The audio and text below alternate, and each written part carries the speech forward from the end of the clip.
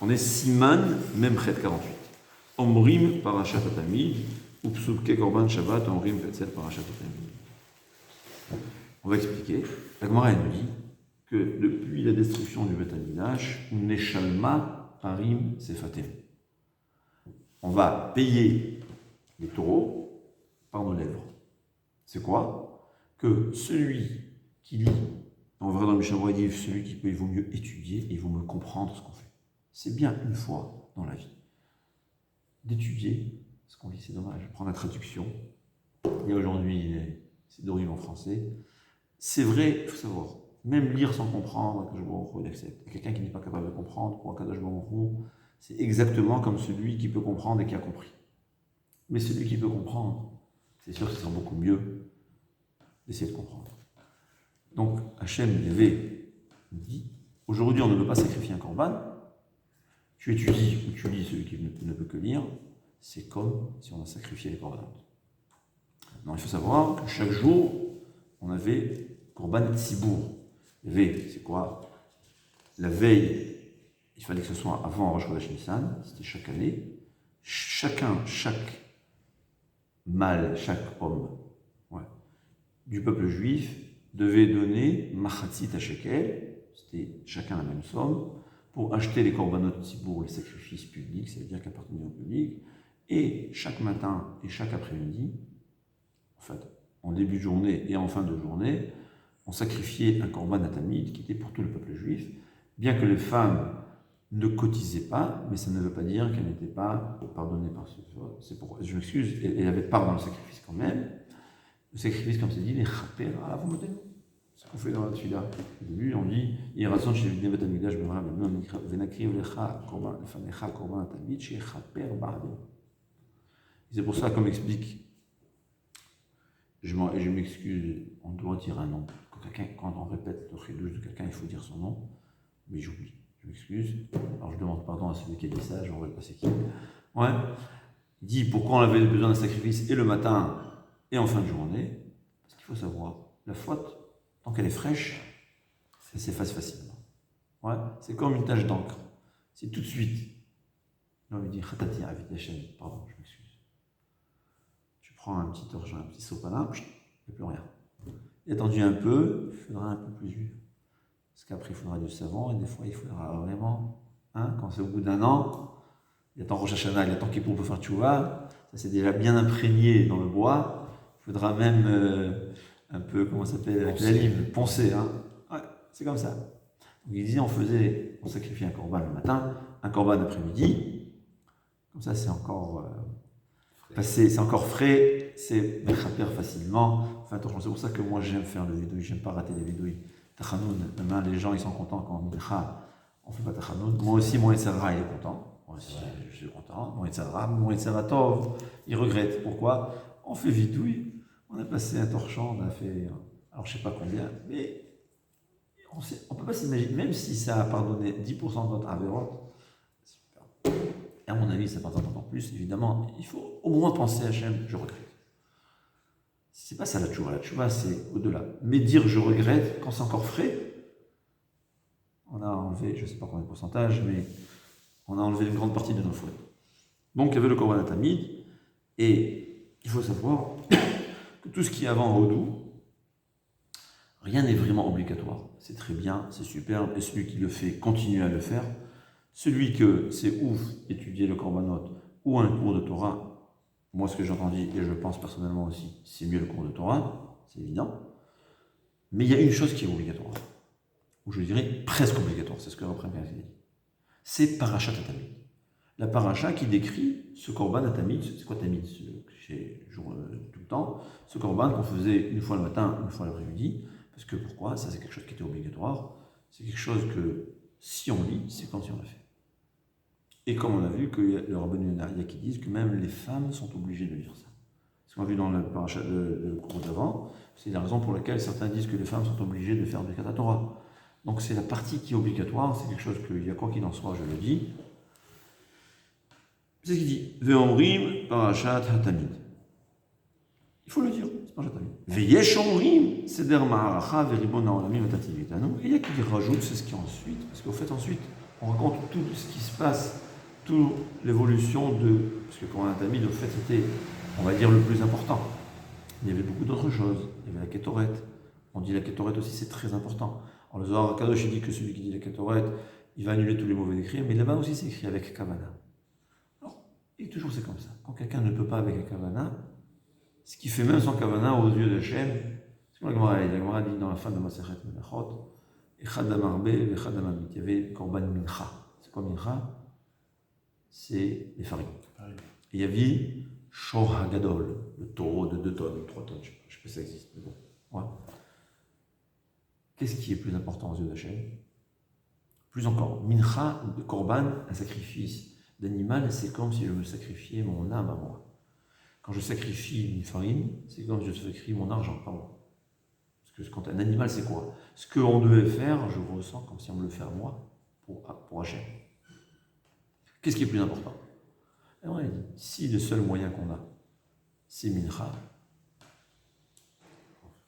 Echadamarbe et Echadamabit. Celui qui offre ses demi-kilo de farine, ou celui qui offre Shor Hagadol, le grand taureau, aux yeux d'Hachem, c'est la même chose. Évidemment, si c'est ce qu'il peut faire. Et pour nous aussi, c'est comme ça. Ouais. Ce qu'on peut faire. On lit les parachas, on n'a pas compris grand-chose. Pour Hachem, c'est comme le Bassadé qui lit la Tfila. Parce que nous, à notre niveau, on a fait ce qu'on peut. Echad Amarbe, Echad Amid. Celui qui donne peu ou celui qui donne beaucoup, aux yeux d'Hachem, Isher Eyach Nichoach Hachem. Ça fait le même Nachat Ruach, le même plaisir à Kadosh Baruch Hu, exactement la même chose. Évidemment, si c'est ce qu'il peut. Si un homme il peut offrir le Shor Abar et il fait des économies, il va offrir la kilo de farine, Hachem lui dit, j'ai pas besoin de ta farine. Comme le son plat, c'est écrit. J'ai besoin de manger ou de boire, tout m'appartient, dit Hachem. Le sacrifice, c'est pas pour lui donner à manger, c'est pour nous, se sacrifier pour Hachem. Donc si je ne vais pas faire ce que je peux, c'est la même chose dans toutes les mitzvot. Donc il dit, on fait comme un tamid, Seder Amaracha. Seder Amaracha, c'est peut-être une fois, il faudrait voir dans le Chumash, tout ce qu'on fait, c'est Seder Amaracha, c'est tout l'ordre du service des Kohanim qu'il y avait depuis Alot HaShachar jusqu'à ce qu'on faisait, ce qui était obligatoire. Et s'il ne peut pas dire en public, c'est-à-dire, Parashat Tamid, apparemment, ils avaient une coutume de le faire en public, tout le monde ensemble. Il y a même qui ramènent qu'il fallait le faire debout. Concrètement parlant, je n'ai pas vu qu'aujourd'hui il y a un minhag pareil, aujourd'hui chacun il fait tout seul. C'est possible que dans les synagogues sfarades, en Eretz du roi, ils font tout, le korbanot, ils disent tout. Il y a des synagogues qui font, mais apparemment, c'est bien de le faire en public. C'est ce qu'il faut savoir. Comme le Mishnah Berurah dit, celui qui peut, il vaut mieux étudier et comprendre ce qu'on fait. Le reste, c'est pas obligatoire, c'est bien. En fait, ce qu'on fait avant jusqu'à Parashat Tamid, c'est des tachanunim, c'est des supplications. Ouais. Alors que, ensuite, Parashat Tamid, c'est tout le korban. Ce qui est très important, celui qui n'étudie pas aussi, c'est écrit qu'il faut chaque jour un peu étudier de Torah. Il y a 3 niveaux de Torah. Mikra, qui est le Tanakh. Mishnah, c'est la Mishnah. Et Talmud, c'est la Gemara. Alors, après Korban Tamid, on a utilisé quelque chose c'est une pierre de coups. On fait Ezeu Mekoman Shel Zevarim, c'est un pérec du Mishnayot. Pourquoi on a choisi ce pérec du Mishnayot? Pour 2 raisons. Premièrement, c'est les korbanot. C'est général, tous les korbanot comme on les fait. Donc c'est comme s'il va sacrifier tous les korbanot. Deuxièmement, c'est un des rares pérakim où il n'y a aucune marloquette. Le Gaon, il dit, c'est Mishnayot, sauf que les Mishnayot, il y avait tradition orale, Rabbi l'a écrit. Le Gaon, il dit que c'est une Mishnah qui était depuis Moshe Rabbeinu. C'est pour ça qu'on parle de l'Ifni Mina Kelaim. Kelaim, on parle du Mishkan. Donc c'est des Mishnahs qui étaient déjà dedans du Mishkan. J'ai une question à poser parce que là-bas, on voit il y a dans d'autres endroits qu'on voit que c'est une marloquette. Rabbi Akiva et Rabbi Eliezer, jusqu'à quand on peut manger Korban Pessah, je ne sais pas. En tout cas, le Gaon, il dit que c'est une Mishnah très ancienne. C'est un pérec très ancien depuis le temps où il y avait le Mishkan. Parce qu'on parle du Mishkan, c'est un pérec sans marloquette, et c'est un pérec qui parle des korbanot, en général, tous les korbanot, donc c'est la valeur qu'on sacrifie les korbanot, parce que la tefila, au fait, ça remplace les korbanot. C'est pas obligatoire, mais c'est-à-dire, et ensuite, Rabbi Shmuel Omer, c'est la Gemara. Donc, au fait, quelqu'un qui sait que dans la journée, il ne va pas étudier, pour une raison ou une autre, il ne faut pas faire ça, mais au cas où, alors c'est bien de lire tout ce qu'on a, comme ça il va accomplir qu'aujourd'hui il va étudier et Mikra, qui est le Chumash, c'est le Parashat Tamid, et la Mishnah, qui est le Perek Hazon, et la Gemara. Évidemment, tout celui qui peut le faire, il faut le faire. Mais ce n'est pas obligé. Mais c'est très bien, c'est des niveaux d'obligation. Même dans la Torah, il y a beaucoup de niveaux d'obligation. Celui qui peut, qui le fait, celui qui a l'habitude de le faire, qui le fasse. Il vaut mieux faire un cours de Torah, de Gemara, mais ce qu'il ne faut pas oublier, c'est Parashat Tamid. Ça, il faut savoir. Et même pour les femmes. Parashat Tamid, c'est quelque chose que peut-être c'est mieux de le faire assis, c'est mieux de le faire, c'est sûr que c'est mieux. Mais comme c'est obligatoire, c'est facile à prendre par cœur, et on peut le faire dans la voiture. Et il m'a dit que Rav Ovadia Zecher Tzaddik on ne peut pas apprendre de lui parce que lui c'est quelqu'un qui est tout le temps Torah. Mais il me dit que quand il allait de chez lui à la maison, à la synagogue, dans la voiture, il avait un chauffeur, ce qui conduit peut-être aussi, s'il connaît très bien, c'est possible, il faisait tous les corbanotes. Tout ce qu'on appelle corbanotes, c'est en fait, c'est tout ce qui était avant Hodou. À partir de Hodou, ça fait partie de la fila qu'on est obligé de lire. D'accord? Non, très intéressant. Les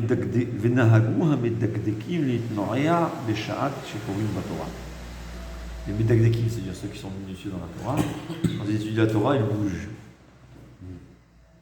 Ouais. Dougmat ha-Torah shnitna beretet, parce que la Torah a été donnée avec ferveur, retet, c'est tremblement. Ouais. On craint, on tremble. Intéressant. Et aussi, quand on prie, on bouge.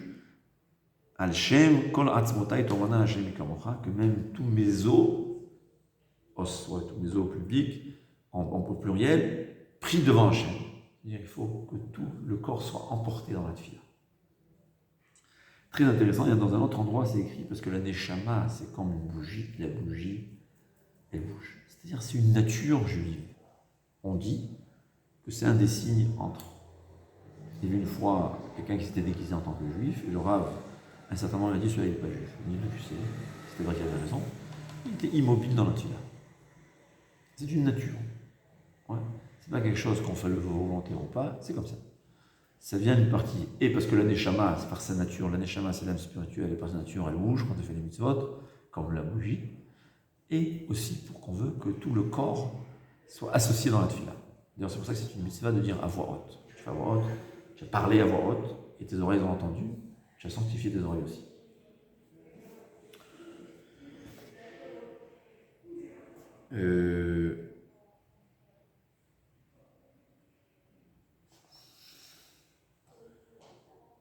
Il ramène ici, très intéressant, qu'il y a qui disent que dans le Shemona Esrei, ne pas bouger, seulement pour ce qui est des Imra et Kirat Shema, ou bien quand on étudie la Torah.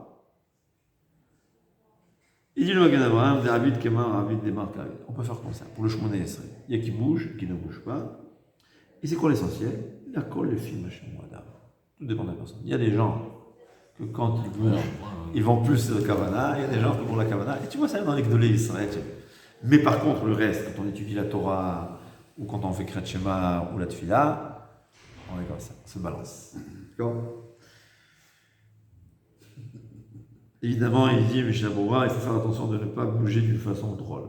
Drôle, il ne faut pas être, ça, les gens, ils ne savent pas. Il y a un interdit qui est. C'est écrit nulle part qu'il ne faut pas être drôle. Hachem n'a pas besoin d'écrire. Le fait de bouger comme ça qu'on étudie, ça veut dire quoi? Ça veut dire qu'on est. C'est une nature, et parfois ça aide aussi. C'est une nature, c'est pas. C'est comme ça. Je ne sais pas pourquoi je bouge. On ne voit que chez nous, ça. Ouais. C'est vrai, c'est vrai. C'est la nature juive, la nature de la Neshama. C'est comment expliquer? C'est la nature de la Neshama. De plus, tu participer le corps. Tu fais participer, voilà, tu fais participer le corps à l'étude de la Torah. Donc, ce qui est très intéressant, Beshabbat, Omer, Etzel, Omrim, Etzel, Parashat Tamid, Psuket, Moussaf, des Shabbat, il faut savoir qu'il y avait Korban Tamid, c'était tout le temps, mais Shabbat, on avait aussi un autre Korban en plus, il y avait le Moussaf. C'est quoi Moussaf, littéralement? Ce qui est rajouté. C'est pour ça qu'on rajoute un Shemona Esrei. Dans les fêtes, il y avait des Korban spécifiques aux fêtes. Donc Shabbat, dit le Shulchan Aruch, il faut dans le Korbanot, rajouter le pasuk de Shabbat. Mais les fêtes et Rosh Chodesh, ce n'est pas nécessaire. Pourquoi? Parce qu'on lit les pesukim des Korbanot dans la Kriyat Torah. Et le maftir on lit en général. C'est quoi le maftir? On lit les Korbanot qu'on va sacrifier, le Rosh Chodesh, ou bien la fête. Donc, puisqu'on va lire ça dans la Torah, c'est comme si on aura sacrifié le Korban. Donc, on n'a pas besoin de lire ça avant la Torah. Mais Shabbat, il faut toujours rajouter. Ça, il faut savoir. Les Ashkenazim, ils disent que le Rama, il ramène que le psukim de Rosh Chodesh, il faut les lire même avant, bien qu'on va les lire dans le Kriyat Torah pour publier le fait que c'est Rosh Chodesh. D'accord? C'est Siman, Mem, Chet.